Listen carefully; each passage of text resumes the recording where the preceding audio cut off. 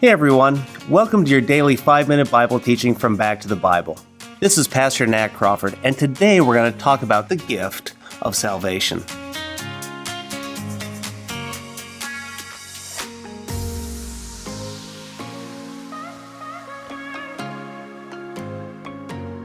Have you ever received a gift, but you just didn't know how to accept it? Or maybe you were fine accepting it, but you didn't know what to do with it. I think this actually happens all the time.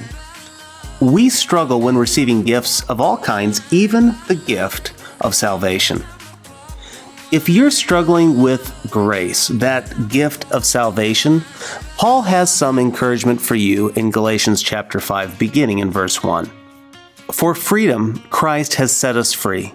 Stand firm, therefore, and do not submit again to the yoke of slavery.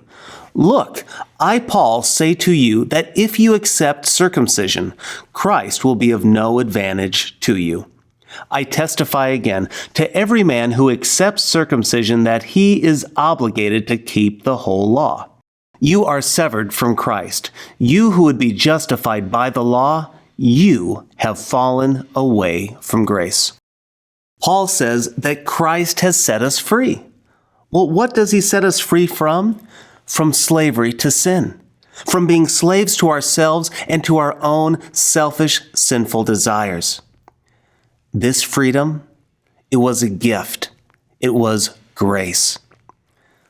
Maybe today you're really struggling with grace, or maybe you're struggling with the freedom experienced through grace. You see, maybe you've received God's gift, but you're still struggling with greed. You just can't seem to get enough. Maybe you're struggling with lust, and so now you're back addicted to pornography.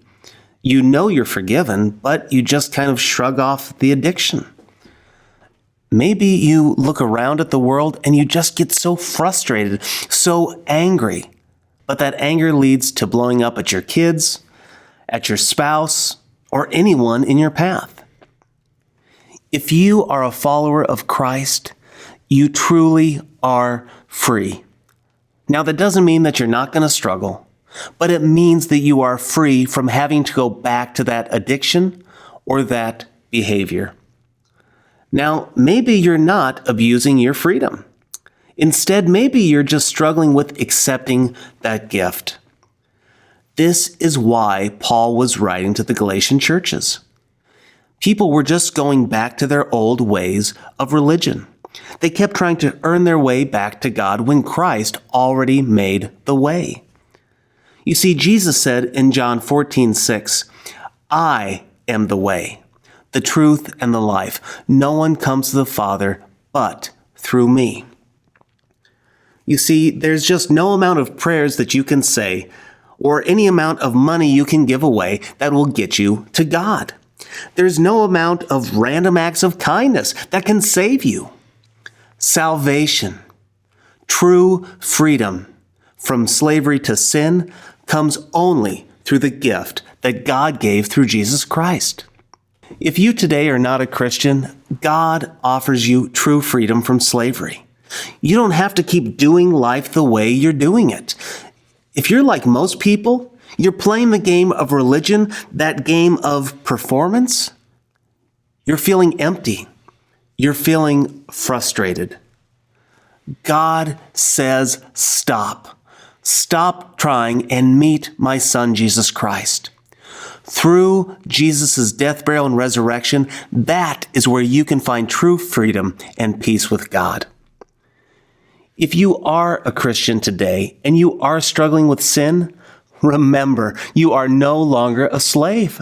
The chains have been broken and the door to the prison cell has been ripped off and never to be put on again. If this is you today, pray for help. Seek accountability and assistance through a Christian friend or a pastor. And I would encourage you, go back to the Bible and be grounded in God's Word. God's grace is overwhelming. It's unlike any gift that you can possibly receive.